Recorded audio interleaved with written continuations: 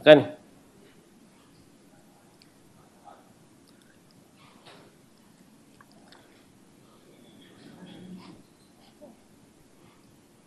ఇది పరవాడలో, ఇది అనకాపల్లి జిల్లా పరవాడలో, అక్కడ ఒక చిన్న సైజ్ ఫ్యాక్టరీ. చూడు, మళ్ళీ ముసుకేసి మళ్ళీ పెడతారు. మళ్ళీ ఎక్కడ మనుషులు బయట ఫోటోలు బయటికి రాకూడదు. సేమ్ ఇదే సెటప్ అక్కడ కూడా. ఇదే మాదిరిగానే స్టిక్కర్లు, ఇదే మాదిరిగానే ఏకంగా స్టిక్కర్లు, బాటిళ్ళు, లేబుళ్ళు, మ్యానుఫ్యాక్చరింగు అందరూ ఒక చోట కూడా కాదు.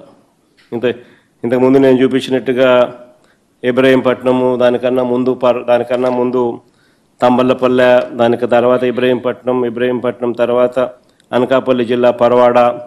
ఇక్కడ పరవాడలో చేస్తూ ఉన్నది ఎవరు అని అంటే నిక్లం నకిలీ మద్యం తయారీలో స్పీకర్ అయ్యన్న పాత్రుడు సన్నిహితుడు రుత్తల రాము.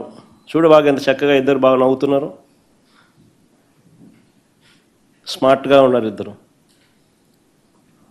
కానీ ఇది అమలాపురంలో పట్టుబడ్డ నకిలీ బాటిళ్ళు, నకిలీ మద్యం మిషను, అంత మిషన్ కూడా కనపడుతూ ఉంది. బాటిళ్ళు, దానికి సంబంధించిన కాటన్లు, బాటిళ్ళు, అన్ని లేబుళ్ళు, మిషను అన్నీ కలిపి చూపిస్తూ ఉన్నారు. ఇది పాలకొల్లులో నకిలీ మద్యం తయారీ గుట్టుకు సంబంధించి పాలకొల్లులో, ఇది ఏలూరులో, ఇది రేపల్లెలో, ఇది నెల్లూరులో,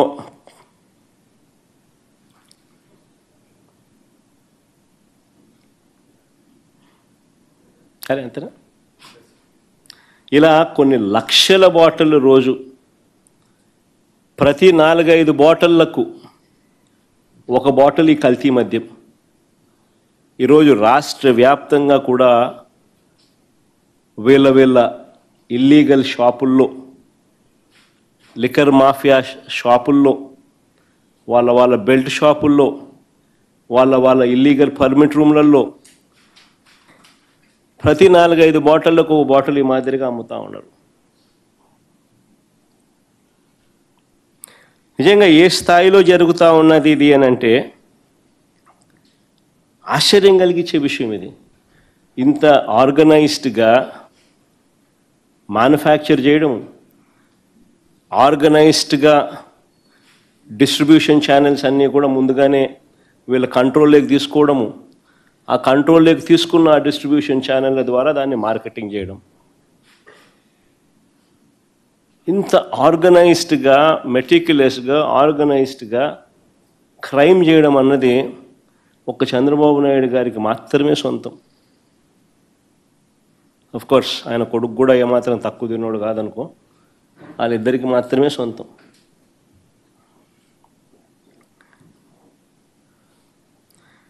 దీని నుంచి డైవర్ట్ చేయడానికి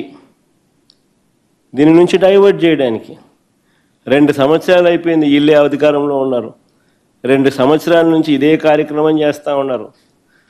2 సంవత్సరాల నుంచి చేస్తూ ఉన్న ఈ కార్యక్రమాలను డబ్బుల దగ్గర తగాదాలు వచ్చి బయటపడడంతో టాపిక్ డైవర్ట్ చేసేదానికి ఏమంటారు?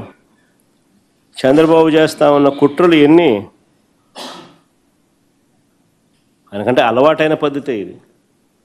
ఇంతకుముందు ఎన్టీ రామారావు గారిని వెన్నుపోటు పొడిచిన దగ్గర నుంచి ఆయన ఫ్లాష్ బ్యాక్ అంతా తిరిగి చూస్తే చేసేది ఆయనే, మళ్ళీ నెపాన్ని నెట్టేది, వేరే వారి మీద నెట్టేది ఆయనే, దానికి వత్తాసు పలికేది ఇదే ఎల్లో మీడియాని. అప్పుడైనా ఇప్పుడైనా ఎప్పుడైనా ఇదే మోడస్ ఆపరండి. చంద్రబాబు నేరాలు చేస్తాడు, అది బయటపడేసరికి ప్రజలను తప్పుదోవ పట్టించేదానికి ఆయన దొంగల ముఠ ఎల్లో మీడియా సిద్ధమవుతుంది. అంతా ఆర్కెస్ట్రేటెడ్గా ఒక అబద్ధాన్ని నిజమని చెప్పి నమ్మించే దానికోసం డైవర్షన్ పాలిటిక్స్లో చెప్పిన అబద్ధమే 100 సార్లు చెప్పే కార్యక్రమం జరుగుతూ పోతుంది.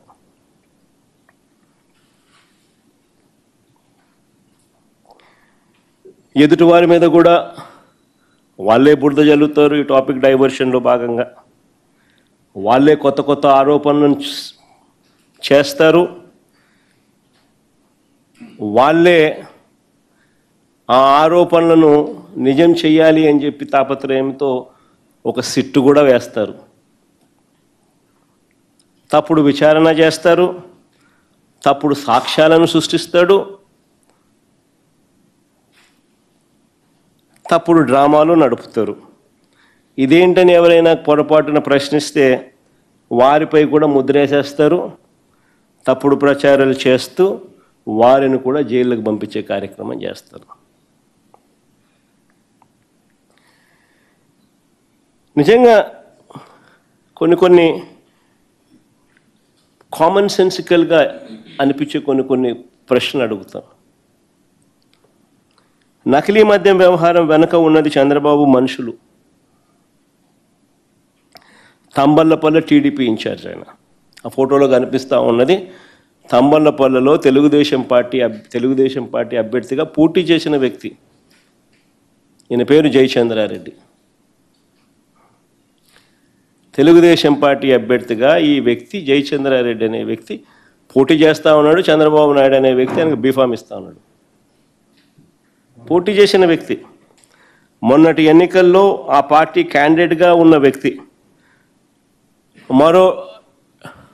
మరో వ్యక్తి జనార్దన్ రావు ఆయన పక్కనే ఉన్నాడు. జయచంద్రారెడ్డి పక్కనే, చంద్రబాబు నాయుడు పక్కనే, ఆయన జనార్దన్ రావు.